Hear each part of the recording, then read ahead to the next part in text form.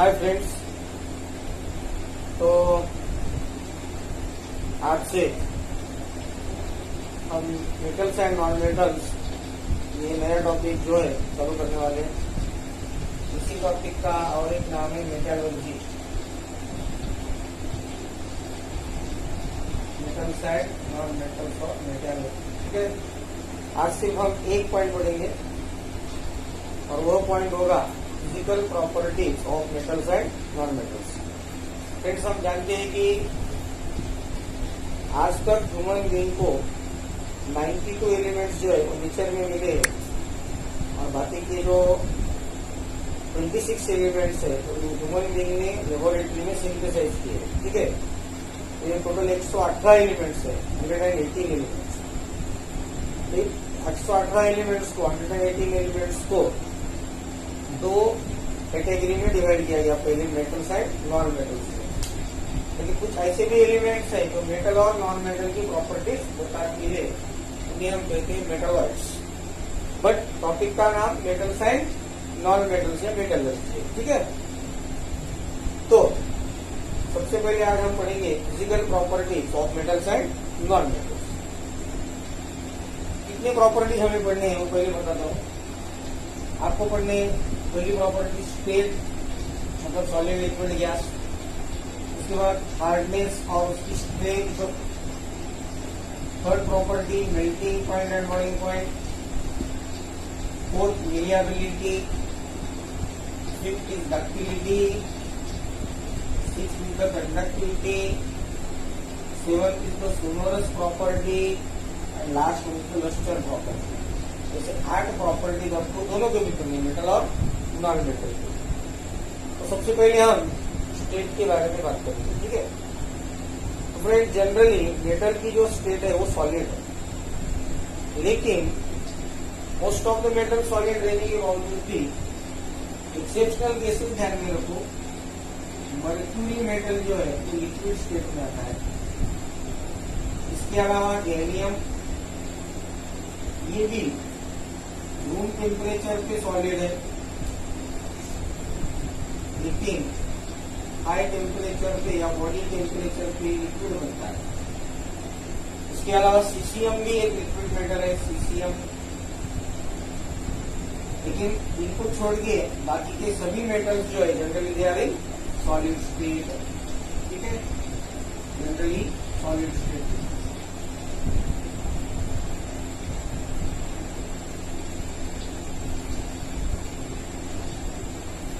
Generally metals are in solid state. ठीक है, अब इसके बाद हम नॉन मेटल की स्टेट देखते हैं। तो बेटा नॉन मेटल्स जो है वो तीनों स्टेट में आपको नजर आएंगे, सॉलिड, लिक्विड और गैस में।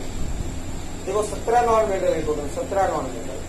पहला नॉन मेटल हाइड्रोजन है, वो गैस है। दूसरा हीलियम है, वो भी गैस है। तीसरा नॉन मेटल कार्बन है, वो सॉलिड है।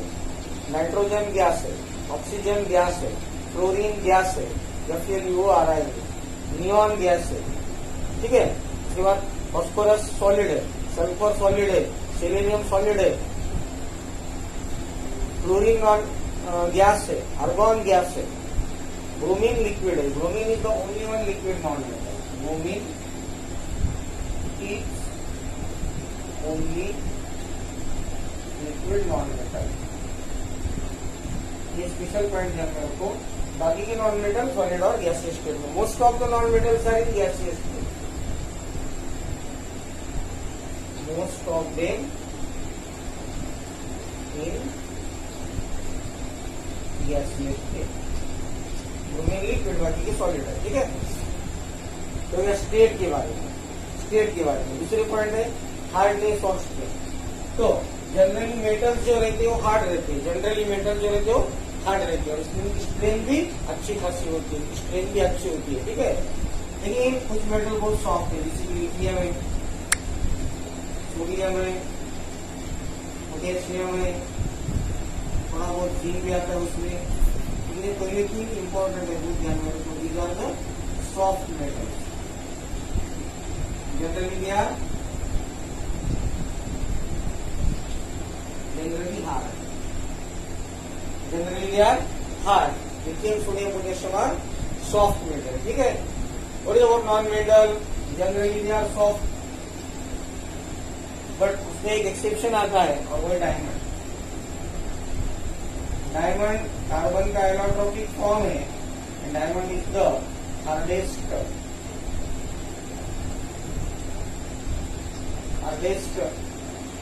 known substance। Diamond is the hardest known substance, ठीक है। तो जनरली नॉन मेटल कैसे है? Generally non metals are very soft, diamond is the hardest known substance. इसके बाद नेक्स्ट पॉइंट है melting point and boiling point. अभी सीधी बात है, देखिए जिसकी स्ट्रेंथ हार्ड है, मतलब या जिसकी बहुत ज्यादा हार्ड है, उसका एमपी और बीपी हाई होगा, क्योंकि उसको ब्रेक करने के लिए एनर्जी ज्यादा लगेगी। तो जनरली मेटल का melting point and boiling point कैसे रहता है? जनरली इट इज हाई, ठीक है। लेकिन एक एग्जाम्पल है कि गैलियम जो है ये रूम टेम्परेचर पे सॉलिड है और हाई टेम्परेचर पे लिक्विड है। ये गैलियम जो है ना, इसका मेल्टिंग पॉइंट लो है, जीए का मेल्टिंग पॉइंट लो है, ठीक है। एक्सेप्शनल केस ध्यान में रखो, गैलियम सीसीएम का मेल्टिंग पॉइंट कैसा रहता है? थोड़ा सा कम रहता है, लो रहता है। बाकी melting point boiling point metal का हाई होता है, गैलियम का मेल्टिंग पॉइंट लो रहता है। अब non metal, generally non metal कैसे है? सॉफ्ट है। सॉफ्ट है मतलब बॉन्डिंग वीक है, बॉन्डिंग वीक है मतलब बॉन्ड जल्दी ब्रेक हो रहे मतलब उसका एमपीबीपी कैसे आएगा? Generally low. But exceptional case है ये डायमंड की। डायमंड का मेल्टिंग पॉइंट है 3500 डिग्री सेल्सियस, ठीक है। अब मेटल में सबसे हाईएस्ट मेल्टिंग पॉइंट टंगस्टन का है, लेकिन वो बिलो 3500 आता है, 3485 उसको है। टंगस्टन का सिंबल है डब्ल्यू, टंगस्टन डब्ल्यू, और इसका मेल्टिंग पॉइंट बिलो 3500 3485 के आसपास है, ठीक है। तो टंगस्टन का मेल्टिंग पॉइंट। उसके बाद नेक्स्ट पॉइंट हम पढ़ेंगे वेलियबिलिटी। तो वेलियबिलिटी का मतलब क्या? सबसे पहले the property of element by the virtue of which it can be converted into thin wire, is called malleability, ठीक है ना। Sorry, into thin sheet, not wire, sheet.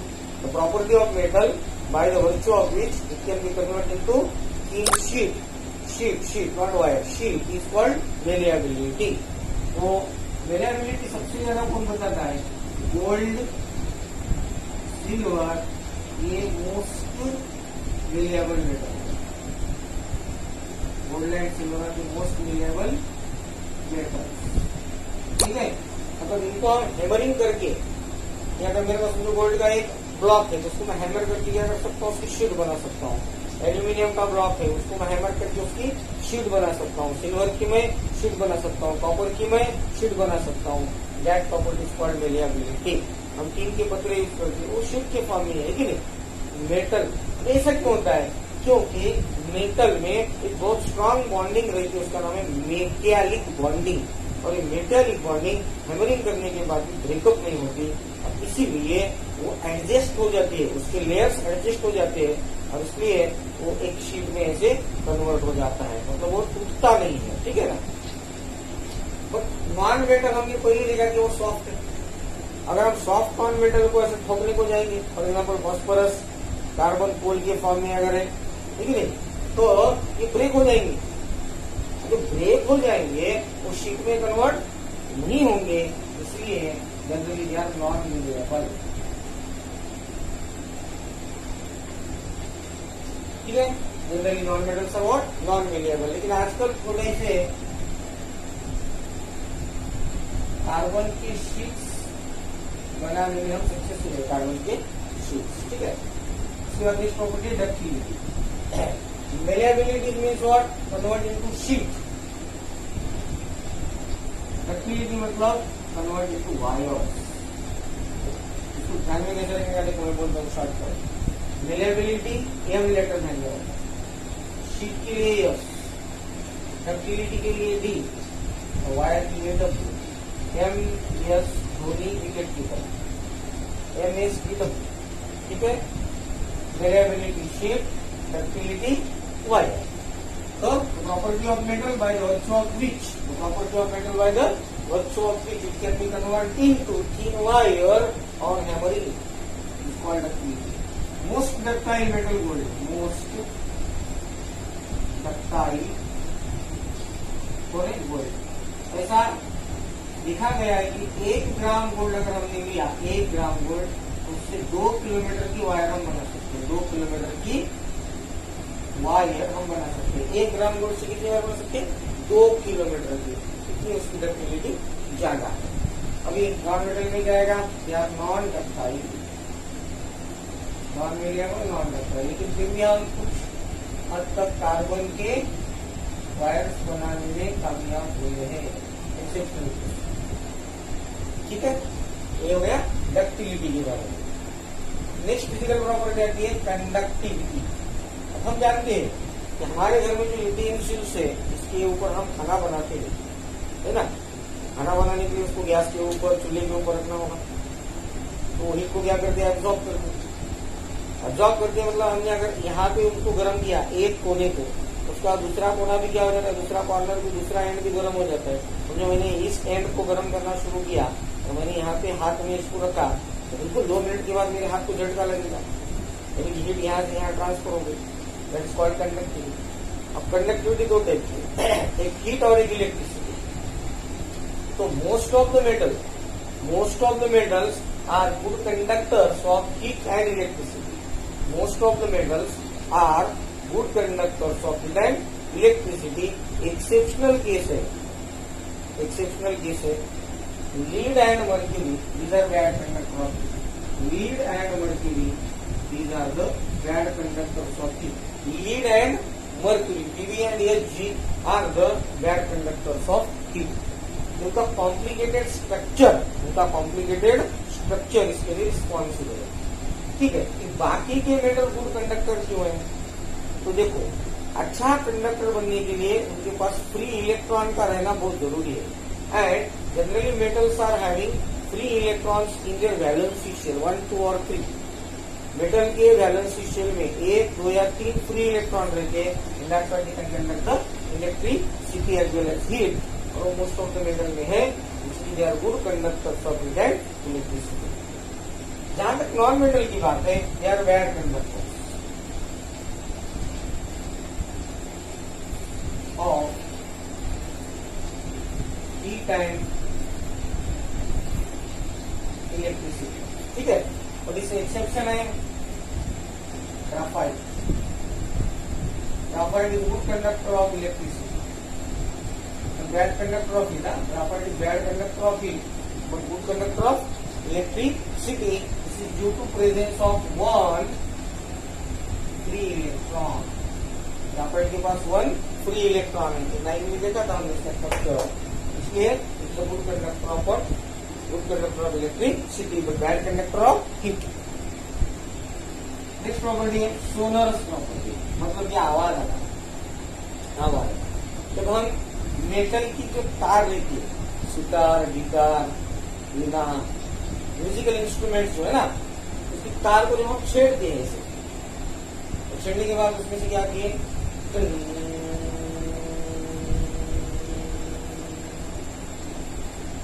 आवाज आती है. इसको बोलते हैं सोनरस प्रॉपर्टी.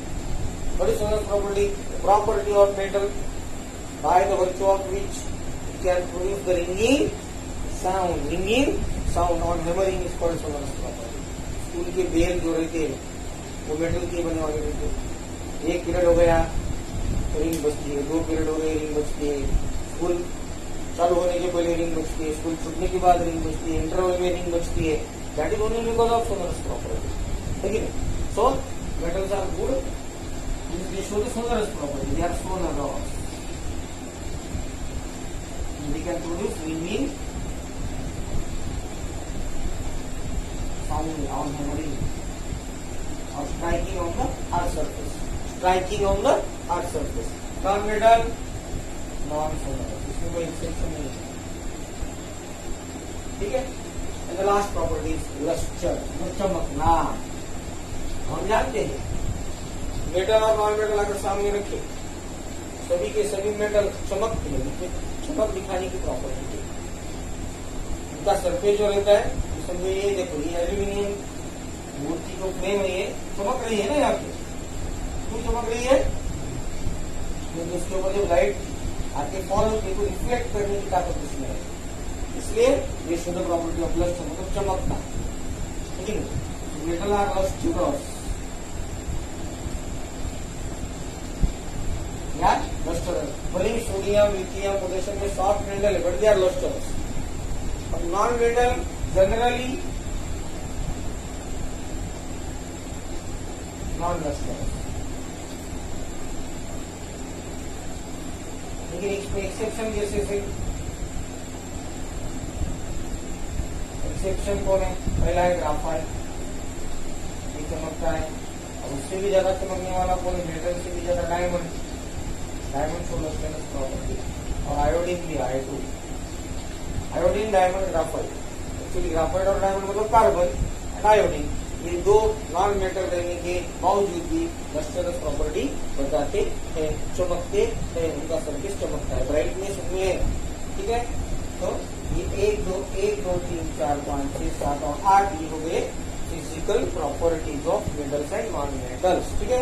आने वाली वीडियो में हम कवर करेंगे chemical properties of metals and non metals. Okay, thank you very much.